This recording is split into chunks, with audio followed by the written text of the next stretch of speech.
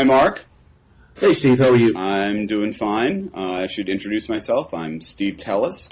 I'm a professor of political science at Johns Hopkins University and a fellow at New America Foundation.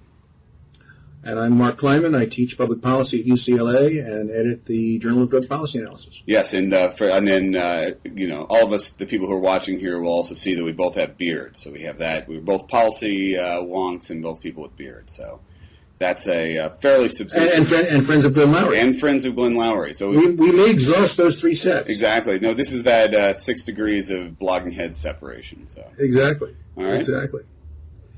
So your new piece in the American Interest, which starts out with, the Republican conservative lost in the wilderness, and then goes on to suggest a way they could get found. And the summary is back to whiggery. Right. So is that more or less right? Well, I should say that the piece is partially a review of Stephen Hayward's book on the age of Reagan, and like a lot of review essays, I talk a little bit about the book, and I talk a lot about something else I wanted to talk about, right? Which is not a unknown kind of mode.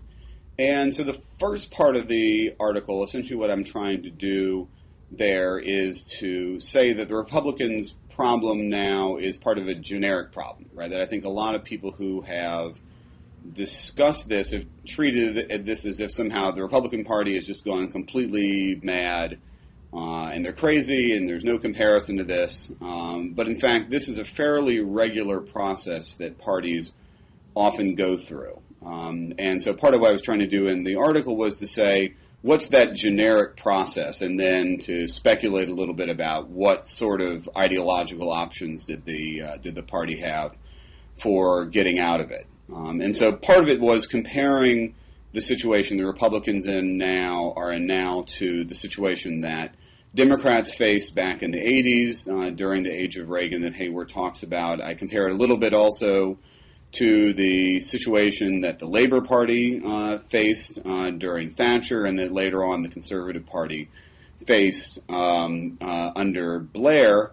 And I identify a few general features that cause parties under conditions like this to stay locked into strategies that to outsiders seem self-defeating or not particularly effective. And so those are, first of all, the general problem is that parties lose power, they lose, and what they often lose are their moderates. They lose the people in the middle, and that means that the leadership becomes dominated by those who are most sincerely connected to the party's core groups and are the most distant from those who are the national media. So the party insiders become unrepresentative, and the party, therefore, first of all, starts losing its feel for reaching beyond its base. Right, but Steve, let me just pause here, right? So I get that general analysis. Right. But when I think of the Democrats in the 80s, that represented the lack of touch between the Democrats and the voters, that represented the Democratic base, I think of Walter Mondale and George McGovern and maybe Jesse Jackson. Alan Cranston, right? Right. Now think about Sarah Palin. Right? I mean, there was no equivalent in the 80s. I mean, you quote O'Neill as saying that Reagan had ice water in his veins, which was not entirely unfair. Well, the actual quote. I mean, let's go actually to the quote. Actually, I thought you'd bring this up, so I put it in front of me. The quote is, Tip O'Neill says, "The evil is in the White House at the present time, and that evil is a man who has no care and no concern for the working class of America and the future generations of America, and who likes to ride a horse. He's cold, he's mean, he's got ice water for blood." And so there's something there. Again, that line, he likes to ride a horse, there's a implication of being, a class kind of attack. But that part about the evil in the White House does have this kind of something unnatural has occurred. That I think. But I think you'll admit that for a quote from a Democratic politician, I mean, I'd never seen that O'Neill quote. For a quote from a Democratic politician about Reagan, that's pretty extreme. Right. I can't think of any Democratic elected politician who called Reagan a fascist. Right. But calling Obama a Marxist is now routine. Right? The Republican Party of Pennsylvania, just put out a TV ad that shows Obama with the O as a hammer and sickle. Right. I mean, this does seem to me like a level of craziness that we really haven't seen in a major party before, at least, unless we go back to William Jennings Bryan. And I think it's partly driven by the media, right? I mean, to some extent, the modern Republican Party, I mean, we can say that Fox News is a creature of the Republican Party, but it might be more accurate to put it the other way. Right. That the central power structure in the Republican Party is now Fox News. Well, I don't know. I mean, is it that unusual to what you would have seen from party leaders in the Republican Party saying during the Goldwater era, for example, or again, the British examples jump out to me a lot. I mean, the British Labour Party during the era of Michael Foot in the early 1980s, right. That kind of extremism, which is really a function of a fairly isolated group sort of speaking its mind in some sense, right? Not exercising self-censorship. It seems like a fairly predictable consequence of a party that has had most of its middle carved out. Right. And again, if you go back to the Goldwater campaign, Goldwater, was regarded, nationally as sort of a loon. Johnson did a very good job of portraying as somebody really not stable enough for the presidency, which was pretty, I think, unfair. But Goldwater, despite what seemed at the time like extreme positions, actually renounced the Birch Society. Right. Right? And yet, Birch Society ideology is now at the center of the Tea Parties. Well, I mean, the other thing to remember, though, about Goldwater was that I think you kind of cover over a little bit of the ambiguity in that. I mean, that there was a period where people were unsure about the Birch Society. A lot of them, Goldwater himself, I think somewhere said, a lot of these are good Americans, and this is the people who are running them. Some of them are a little extreme, and so Goldwater played around with some of the Birchers for a while, as I recall, before he finally renounced them. Right. And partly renounced them when they finally decided that those guys were really hurting the brand. And I think that's for some reason, some raised the same reason that Buckley renounced them was it was good brand management. Right. And I think so. I don't see denouncing Tea Partyism as coming anytime soon. Right. Well, again, the party in a situation like this is in a real difficult position, right? On the one hand, they've actually, these are the people who are actually going to be doing something. These are the people who are actually getting off their ass and protesting and knocking on doors and are excited and are, and I think this is the same situation that Goldwater faced where the Birchers were concerned, right? Are you going to write off all these people who actually are excited and motivated enough to do something as opposed to moderates who aren't willing to do anything for the most part? So actually denouncing them has a significant cost that has to get weighed against the brand management issue. So I think any party that's sort of been reduced in its ranks like this is going to find the situation of going ahead and renouncing people like this a lot more complicated and difficult than it seems like you're presenting it to be. No, I agree. So I think they're in a really, really bad bind, and my view is that the Democrats need to exploit that by keeping up the chatter about how extreme the Republicans are. I wonder about. Seems to me like a successful strategy. I wonder about that. I think we may talk about this a little bit later, but all political strategies work only up to a point, at which point the other party figures out an effective counter strategy, right? So I think Democrats for a while have gotten used to this idea that they're going to go and sort of act as a megaphone for the weirdest and most out-of-touch parts of the Republican Party and try and trumpet it, and that's what Media Matters does and a lot of other organizations like that.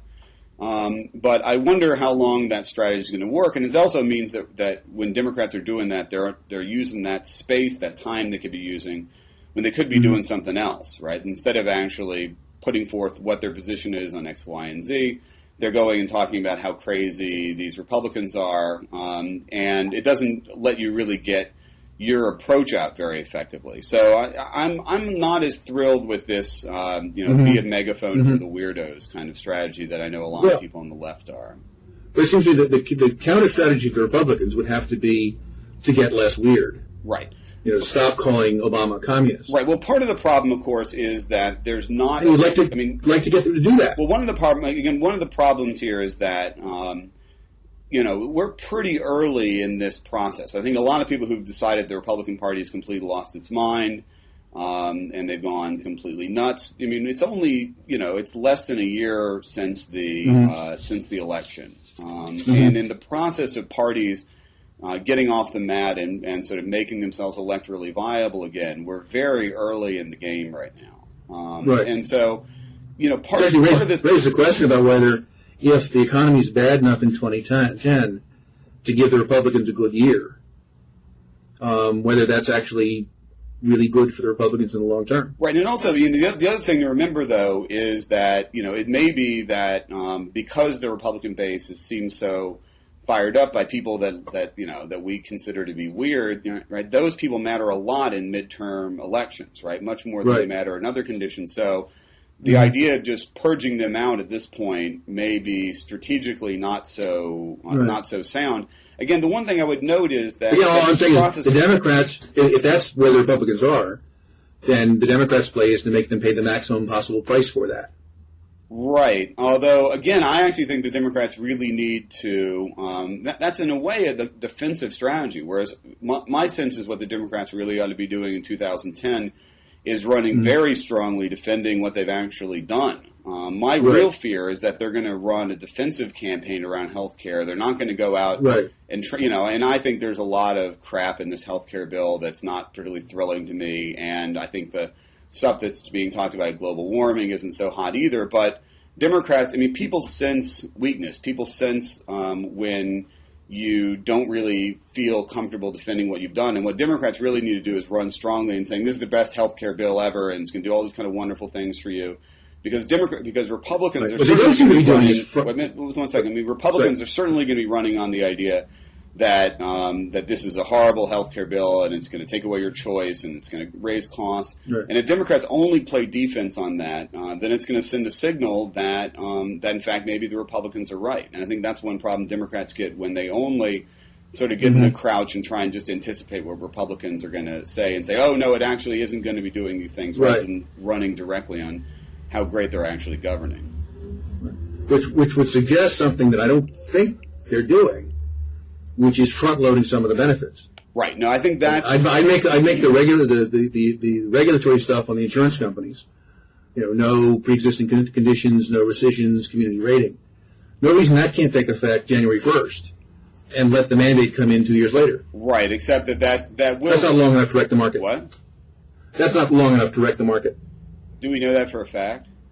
I'm a little. I think so. That seems a little too clever to me. I think there's other kind of things that you could front load. I think they've already talked about having some sort of catastrophic plan that would come into play immediately. The real problem with front loading almost anything is the weird bind we've got with spending that's actually causing a lot of the things in the healthcare bill to have sort of weird policy pathologies, like the more you cut down the subsidies, the more you create effectively high marginal tax rates. Exactly. So my that's the reason I was talking about front loading the regulatory stuff rather than the expenditure stuff. That might work. And I think that's the other problem with the the global warming stuff. That's not going to deliver anything to anybody.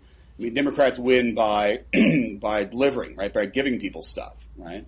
Right. And the one thing I am worried is they're not going to have any stuff to give, right? They're going to have this stimulus plan, which people may or may not decide they could trace what it did to something that, that's a hard sell because you're saying that we stopped something from happening, right? Well, the ability of actually people being able to trace that back to their own personal well-being is very problematic. But my guess is that as soon as the health thing is done, we get a string of things that are unstimuli, like the $250 checks and unemployment stuff.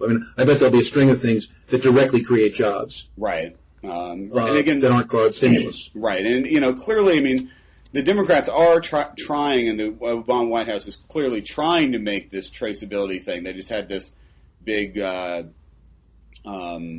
conference yesterday with Biden's economic advisor, who was trying to say, oh, here's all the jobs in Dade County, Florida that were saved in the education stimulus, and that might work or might not work, but in terms of making people sort of aware that something actually happened, But I don't think that's the kind of big thing that people can sort of go proudly before the electorate with. So I'm actually a little pessimistic about 2010. Mm-hmm. All right, what do we have next? Well, so it seems to be part of the question about the Republicans is, what's their next step? So what does it mean to go back to whiggery? Well, the argument I make in the piece is that Republicans have a position now which is a lot more like a Jacksonian position, and in a sense, I don't think when I'm recommending this idea of whiggery, which would be a combination of attacking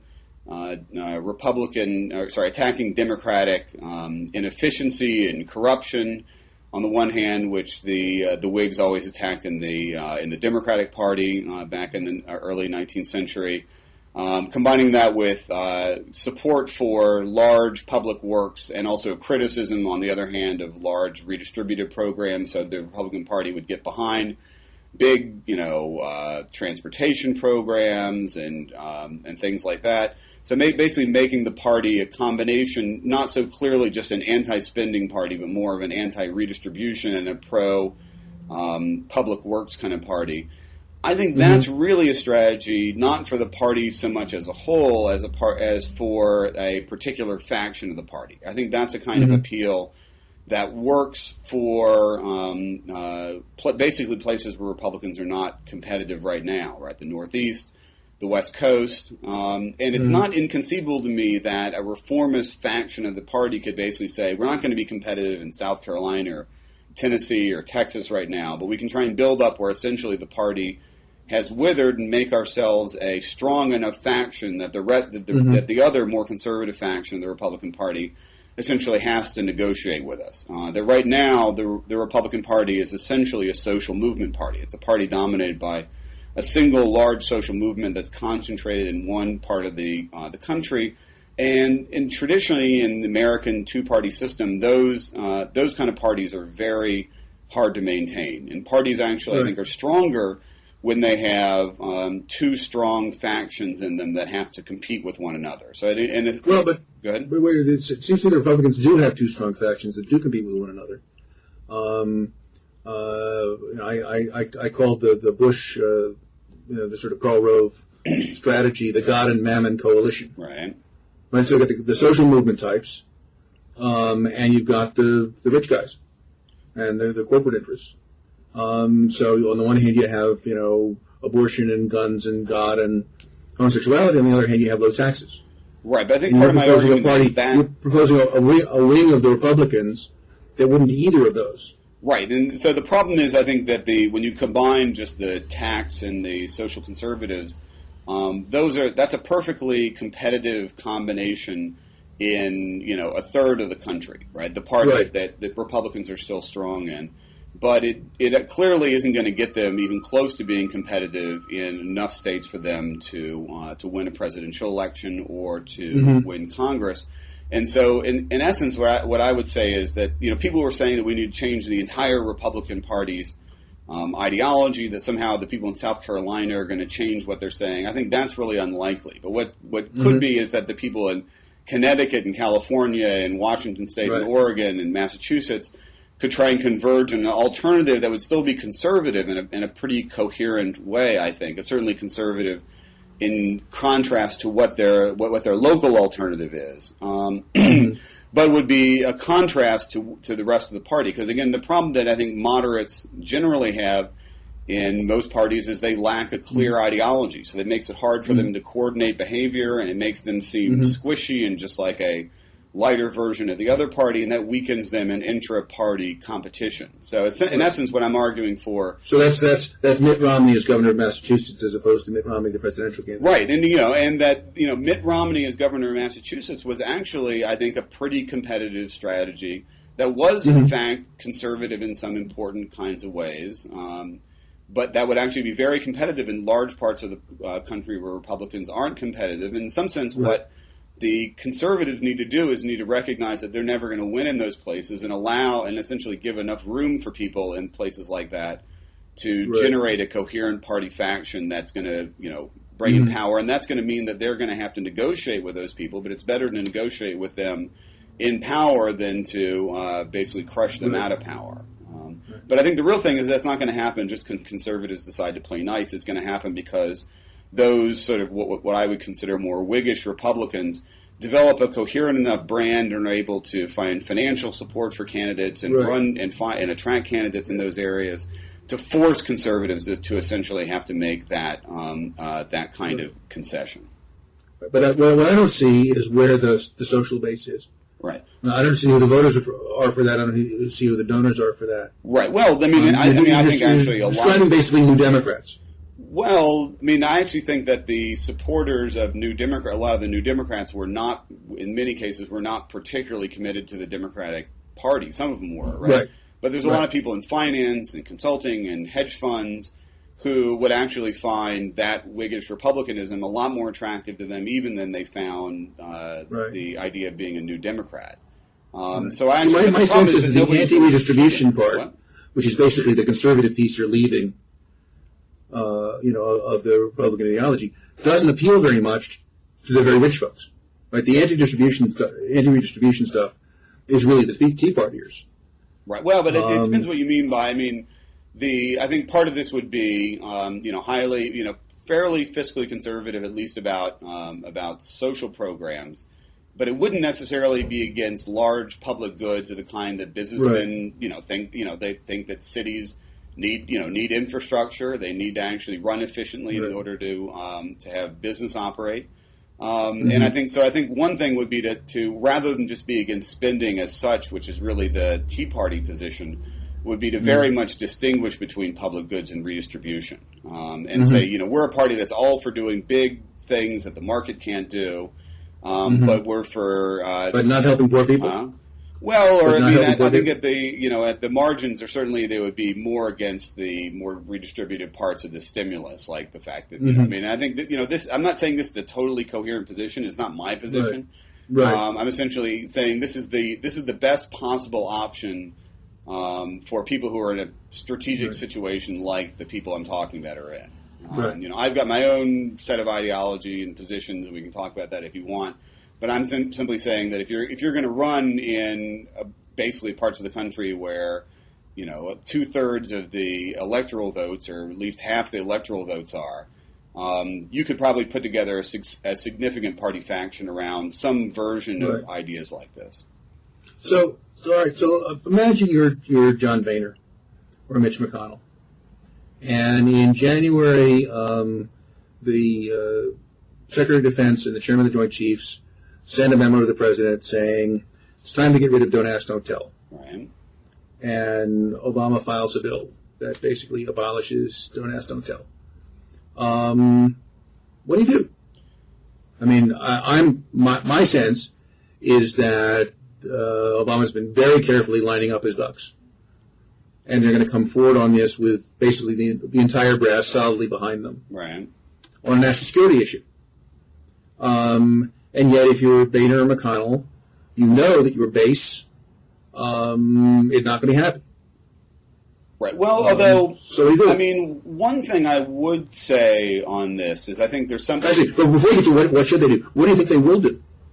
I actually don't think they're going to go into the ditch on this. I mean, I don't know a lot about it. I'm not an expert on this. I think they're probably going to carp and criticize, but are they going to really lie down and try and stop it? I think it's probably unlikely. I mean, one thing I think is important to recognize is that these kind of issues, especially issues around homosexuality, are a lot less important for younger social conservatives than they were for their parents. If you look at if you look at a lot of the studies, there's you see a lot of young social conservatives who are very mobilized by the abortion issue, but have detached it from the older connection to the rest of the sort of sexual morality issues.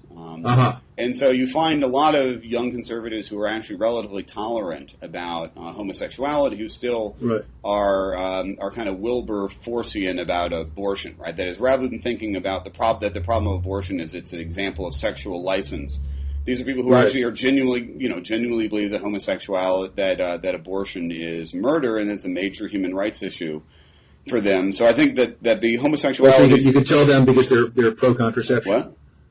You could distinguish them between the other right to life because they'd be pro-contraception. I mean, I think the main thing is just those are not issues that are extremely that don't motivate people because they've sort of disconnected the larger issue of sexual morality from the issue of the life of the fetus. So those are sort of two separate issues for them. So this is, I think marriage, the gay marriage thing mixes things up because it does get you into the issues of marriage. But whereas Don't Ask, Don't Tell is more like a straight discrimination issue. Right, and with 75% of the public already on the side of reform, and eventually the national security professionals lined up on a national security issue, I think it's a terrible vote for the Republicans to cast. And if I'm Obama, I make sure that it's a straight up or down vote on that issue alone. I wonder about that. I wonder whether the authorization bill. I wonder whether. I don't think that many people are actually going to. I mean, no Democrat's going to run on it. I have a hard time imagining Democrats running on Don't Ask, Don't Tell. I mean, what I can imagine is that both parties sort of cut a deal that the Democrats want it to happen. The Republicans are not terribly opposed. They don't really want it, and that they find some way to do it in a fairly low-profile way. Sure, and that's what you do. I think that's what the leadership probably. That's what the leadership may want. Now, that may be a case where some parts of the base are going to say, no, we want it. We want a big hoo-ha. We're going to filibuster it and everything else. But it may be that what Boehner's trying to do is figure out how much he can get this off of his plate and get onto the issues he probably really wants to be on. And if I were Boehner, I'd certainly want that. And if I were Obama, Pelosi, and Reid, I'd say, not in your life. But now, can you vote on this thing? Can you explain to me a little? I'm not so clear. I mean, I can see why you think that the support of the military means that they might be able to get away with it. But getting away with it's a different question than whether or not they're going to be able to extract significant political credit for doing it. So my belief is that they're not going to extract great political credit from the mass of voters. They will get the gay activists off their back. Right, which is very important. But all they need to do is get it done. They don't need. I mean, I think the gay activists would be happy just to have it done. They don't need to have sort of rub the Republicans' face to get it done. No, but my view is that from the point of view of strategy for the Democrats in 2010, you want to make every single Republican in the Senate and the House either vote against Jerry Falwell or vote against the chairman of the Joint Chiefs of Staff. You just want to stick that wedge issue right in between them. And so I see no reason why Obama should cut them any slack. He can get this through any way he wants. I think he should get it through in the noisiest way possible. Because it seems to me this is a real serious wedge issue for the Republicans. And there's no reason for the Democrats to be nice about it. I mean, I guess I'm suspicious about it because I think that the military brass will probably give them enough cover so that it doesn't seem like this is being rammed down their throat. But it doesn't seem to me like that at least the official military brass, the ones that are still in office now, are going to go out and campaign for it. I think they're going to say, "Look, we really accept it." You're going to have the Secretary of Defense and the Chairman of the Joint Chiefs testify before Congress that, in their opinion, the whole unit cohesion argument has now been debunked in an award-winning paper in the Joint Forces Quarterly, and we're losing people in key military occupation specialties like linguists that we can't afford to lose. And therefore, national security grounds, we ought to do this. I wonder. I guess I wonder how far the military brass is really going to be willing to. I can see them saying that we don't think this is going to hurt us, but whether or not they're going to be willing to make such a strong argument that the Democrats are going to be able to go out and say that that keeping Don't Ask, Don't Tell is an active threat to our military security, and all the generals have said that. I find that argument a little harder to believe. I think that I guess I'm not as convinced as you seem to be on that. Well, I'm not imagining the Democrats campaigning on it. I'm just imagining the Republicans splitting over it, right? And the Democrats sort of sitting back and helping. I mean, I think the Republicans might split temporarily on it, but it's not the kind of thing that's going to create a permanent divide because once the issue's over, it's over. It's not one of these things that's sort of a permanent thing that keeps coming up of the kind that actually splits a party in any serious way that makes it harder for them to campaign together. Right? That's why I don't see this as quite the wedge issue you think it is. That's right. No, I think it's a case where Republicans either have to do something that's going to look pretty bad to the median voter or awful to the base. Right. Speaking about Republicans, you've been interested in this issue of the Texas Republican governor and this innocent man who's now been pretty much proven to have been put to death in the state. Can you tell me a little bit about that?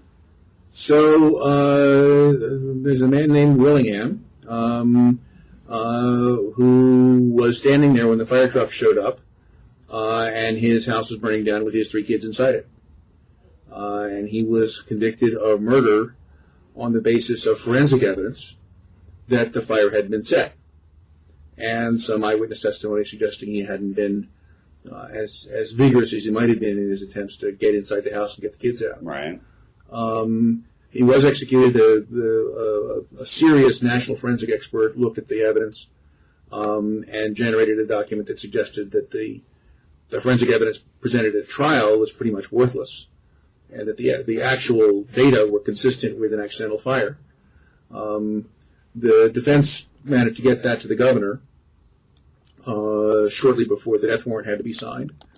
And according to the timestamps, the gap between the delivery of that document to the governor's office and the governor's signature on the death warrant was 12 minutes.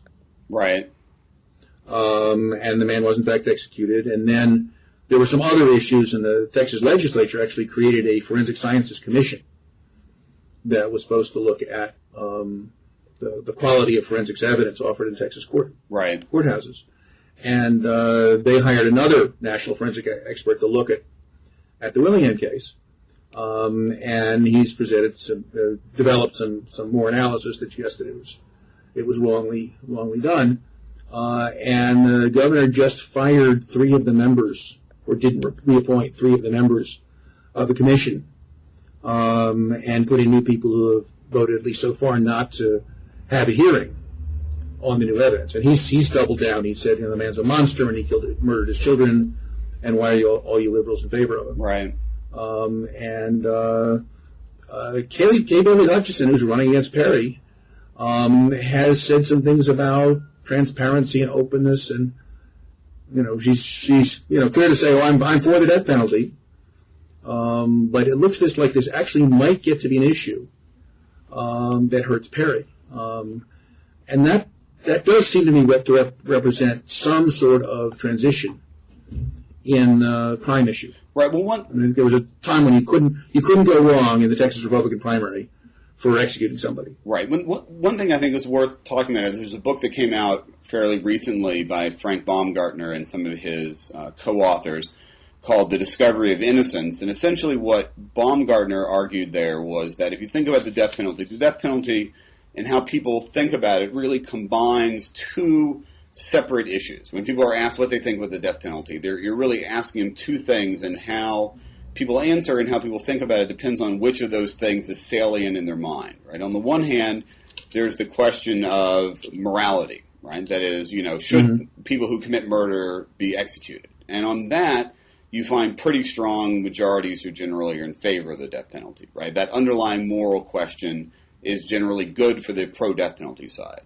And on the other side, there's a whole series of questions about the actual implementation and administration of the death penalty, and those are generally good for the anti-death penalty side, right? Mm-hmm. And so one thing I think that, as I remember Baumgartner's argument, is he basically argues that the public opinion on this tends to vary in terms of which of these 2 things is salient, right? And so the ideal position for someone to take is to be strongly in favor of the death penalty and to be totally open and admit that there's all kinds of potential issues that could be involved with the death penalty, and that in that sense, I think Hutchison's framing of the issue is exactly at the place where you get substantial overlap between those 2 aspects of the public mind. And whereas Perry is really going very far out and sort of denying the importance or even the relevance of that innocence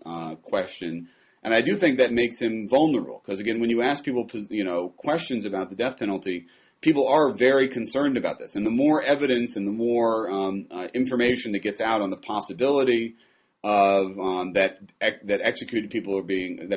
innocent people are being executed, the more it tends to weaken people's support for the death penalty. And that's why I think a lot of the mobilization around the question of innocence is gradually filtering down into giving people that sort of sick feeling in their stomach that tends to overwhelm their general moral support for the death penalty. It seems to me the relative salience of the we ought to kill murderers position versus the we shouldn't execute innocent people position partly depends on how upset the voters are about crime generically.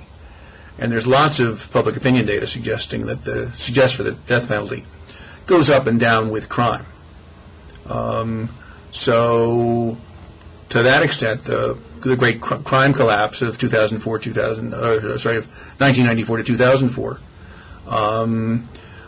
may help the more, if you will, liberal position on criminal justice issues generally by making people less terrified about crime. I don't think that's happened much yet, though you do see just less public discussion about crime. It's no longer a salient political issue the way it was 15 years ago.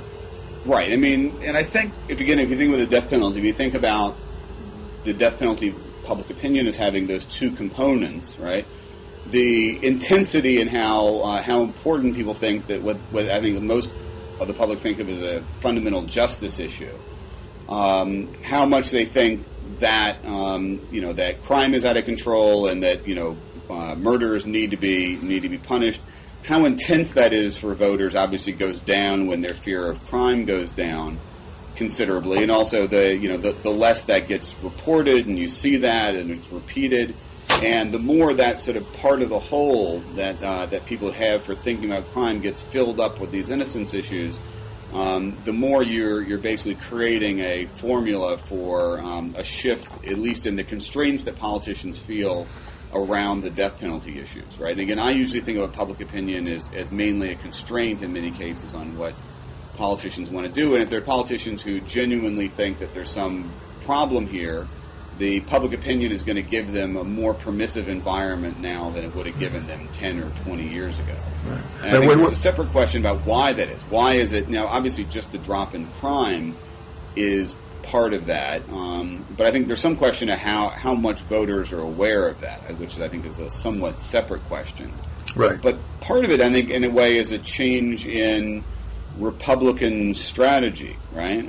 That is, I think, I have this piece that came out in the new journal, National Affairs, that's called The Eternal Return of Compassionate Conservatism, and part of that was also a shift in at least how Republicans thought they ought to be handling the race question, right?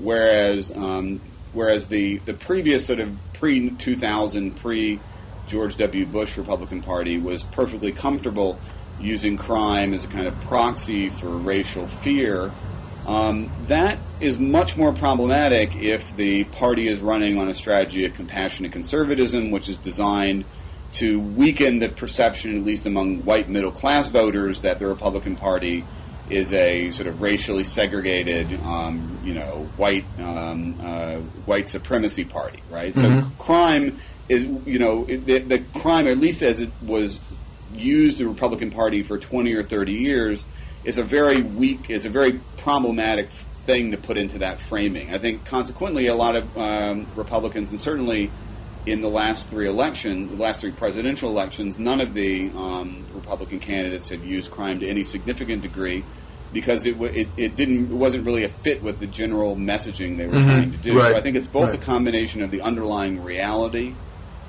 combined with the fact that political entrepreneurs weren't trying to sort of stoke up the issue and get people worked up about it. And you use that, and then you combine the things that the other side has, and you've got a formula for a reduced salience of the crime issue. Right. What worries me is that if you read the Graham article in the New Yorker about the Willingham case, right, and it's very reminiscent of other stuff, you just see the enormous sloppiness of many police and prosecutors when they think they've got somebody who's guilty. Right.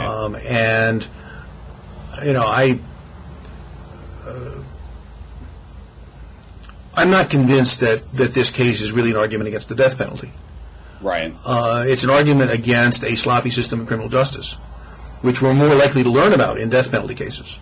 Right. And one thing, actually, I've been teaching a class this semester called Policy Disasters, which is one of my favorite classes. And one of the concepts I use in that is a concept known as confirmation bias, which is one of the most important features in psychology, one of the theories in psychology. And that basically says that people generally tend to be more sensitized to information that reinforces their existing frame of mind, and they generally tend to avoid or try and argue away as anomalous information that doesn't fit with that, right? And you would think that the features of confirmation bias, especially where signals, as they often are in crime, are weak or confused, they often tend to sort of open things up or make it easy for that phenomenon of confirmation bias to take hold.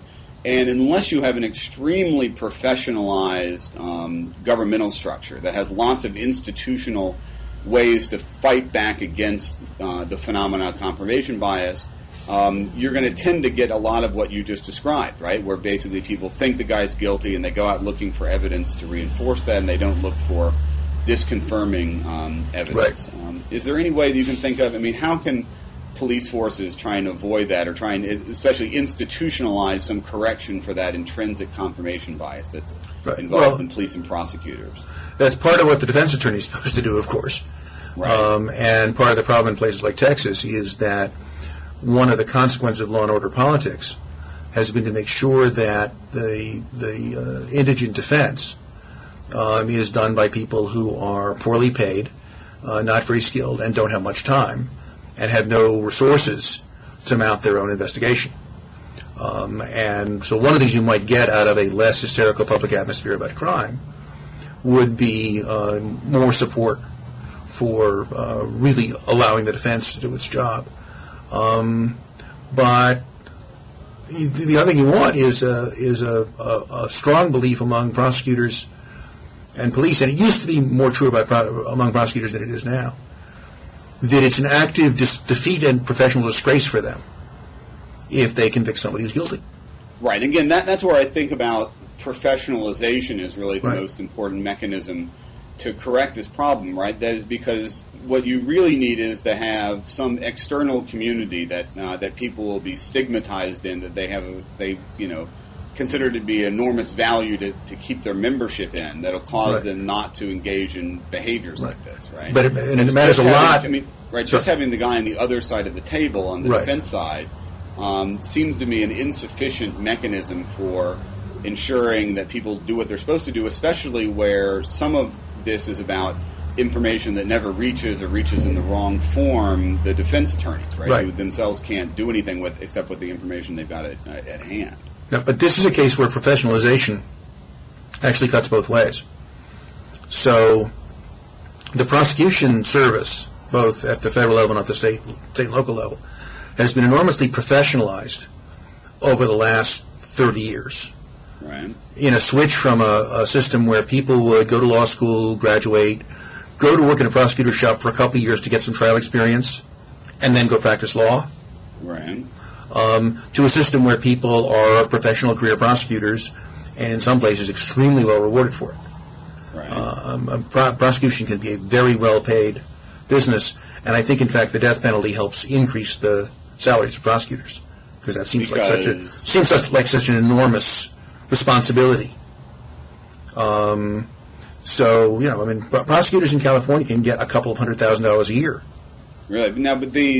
Now, one thing, though, is you would imagine if people weren't making a career, that they'd be more willing to blow the whistle or say that things were wrong. So in that sense, the more professionalized you get, the more insulated you might think they become, and the more they have their identity connected up with the organization. Right. You'd much rather have them identify as lawyers rather than as prosecutors. Right. But how do you do that? Well, other than time limiting people as prosecutors is obviously one strategy, but then you arguably I guess one question is there some point where you get up to enough knowing how to do the job, but the point where you start sort of worrying more about your career in the prosecutor's office than your identity as a lawyer? I think it's not so much a question of years as whether you plan to make a career as a prosecutor or not. And so I think there's an ineradicable tension between getting them to identify as lawyers and therefore not merely as prosecutors, well, and building their skill. One argument is you could conceivably create a rule that people have to cycle out from the prosecutor's office into the public defender's office every so often, right? Right. So they would less Right. sort of identify themselves as part of the prosecutor's office than as part of the criminal justice system, Right. on which they have to think about themselves as being on both sides. But is Right. there any like barristers in the UK system? right? That's an actually institutionalizable change. Although I guess the question is, you would really have to put both the prosecutors and the defense attorneys on the same salary schedule rather than having them paid, for example, in some cases on piecework, right? Exactly. So I think that would require, more public. The question is, at what point do people get sufficiently unterrified of crime so they no longer regard reflexive support for whatever the cops do and whatever the prosecutors do as obviously the right thing? Right. I mean, one question I had for you is that, in a way, the declining salience of crime is a problem, right? Because, that the public isn't as worked up about it. It's harder to get their attention if you're a political entrepreneur to pay attention to this. But, of course, you got a new book out, right? You're a political entrepreneur on crime. You've got a lot of things right. you want people to be doing.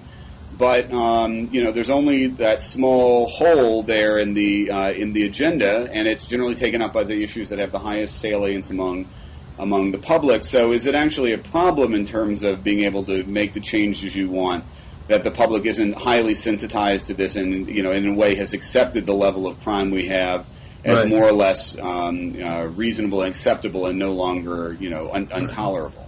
Not only the level of crime, but the level of punishment. Right. Right. I mean, the really shocking thing about the American system now is the number of people we have behind bars.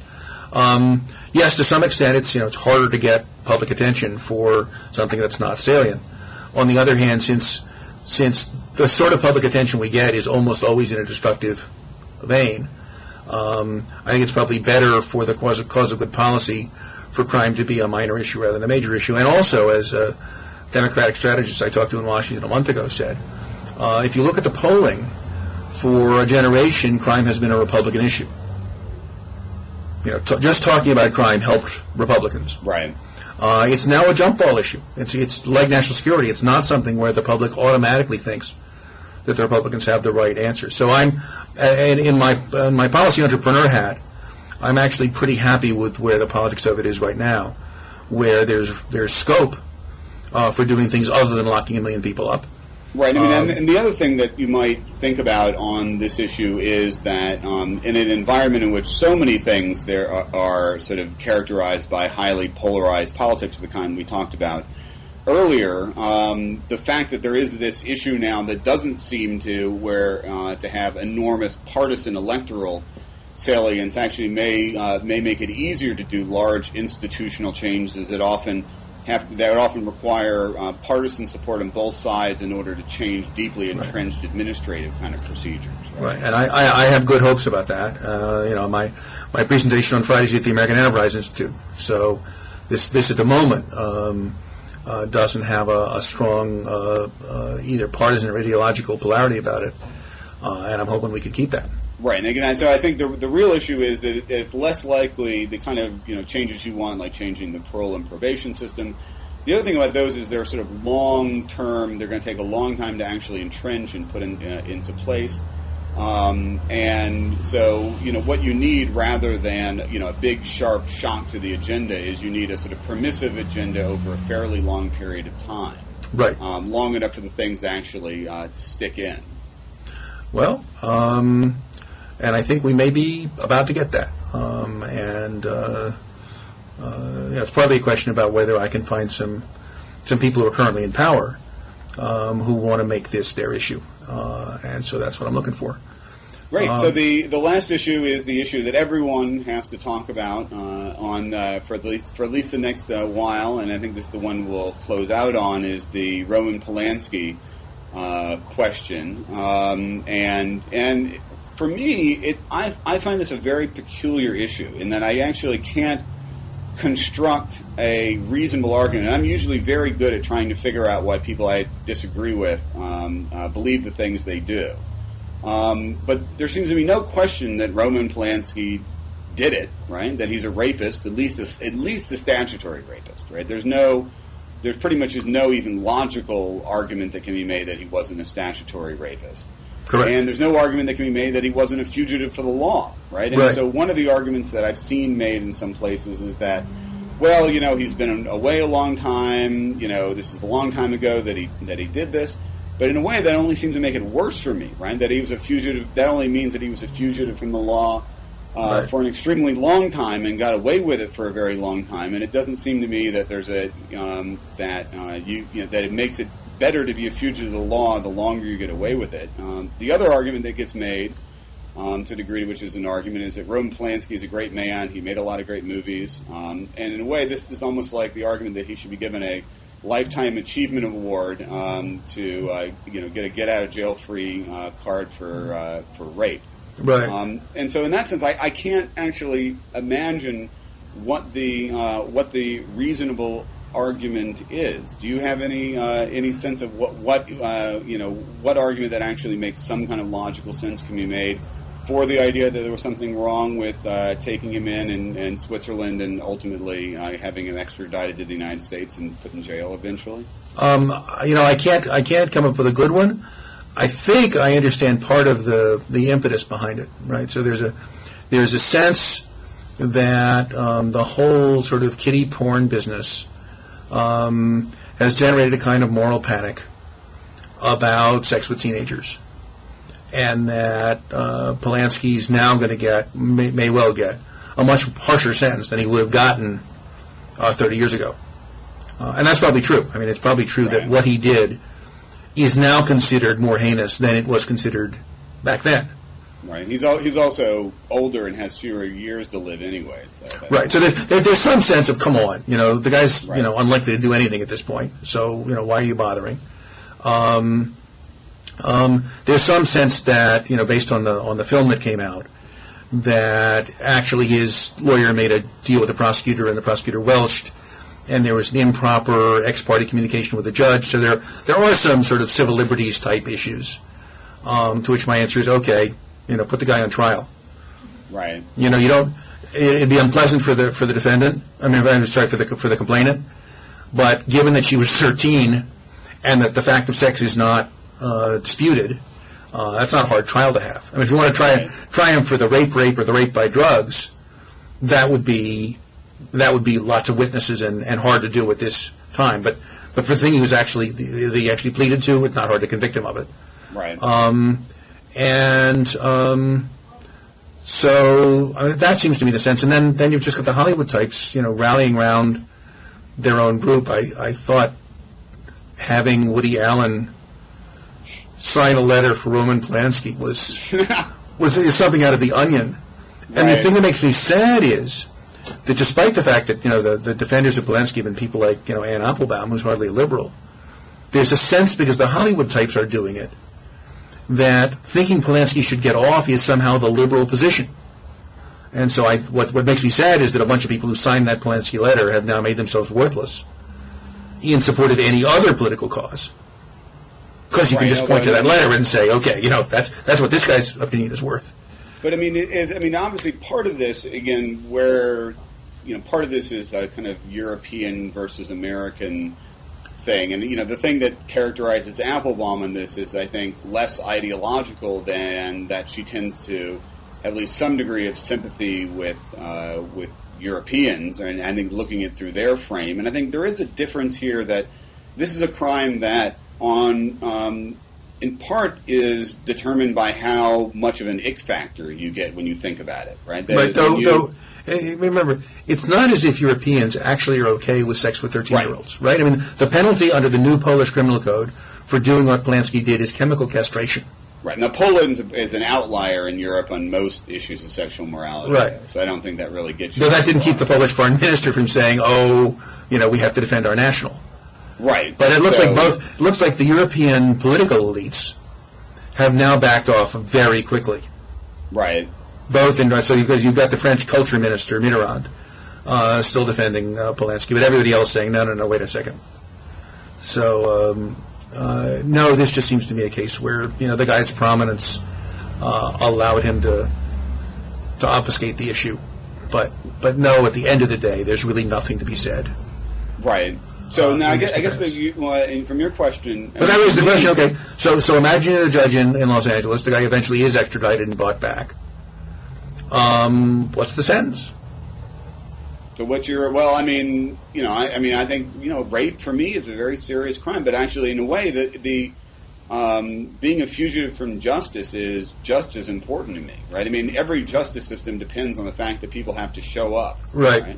That is, if people can literally leave the country and for decades, avoid punishment during, their sort of prime working years, right? No justice system can deal with that, right? If anything, I would throw the book at him for that. I mean, it's hard to imagine not giving him, 4 years, 5 years at least for that. I mean, what's the standard punishment for being a fugitive from justice? It doesn't happen often enough to have an answer to that question. I think generally people are punished for the underlying crime. Right. But I think the guy have to be considered. I think the guy has to. I mean, I think given that he's now been arrested, he's got to do prison time, or we're saying no, what he did was okay. Right. And again, that we did both of what he did, and part of my argument is that, in a way, statutory rape is even in some ways even more important to punish severely and publicly than is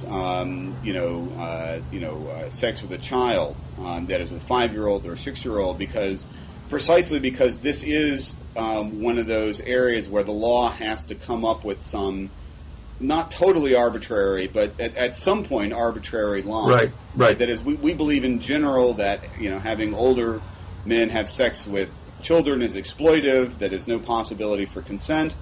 But it doesn't produce the same kind of intrinsic sense of repulsion, right. Where people sort of obviously know they're doing something wrong, or they have some deep psychological problem. Right. Well, I put it a different way. I think people of somewhat normal attributes can commit this partially because of a lack of sympathy or understanding of the underlying weakness or inability to consent, because the 13-year-old may actually not seem or look or interact with them that much differently than someone who would be 17 or 18. Right. And it's precisely important to have it sort of shoved in people's minds in those kind of fine line, arbitrary line drawing issues that it's actually wrong and it needs to be public. And if people get away with things like that, then the stigma that's on that thing that isn't obviously naturally problematic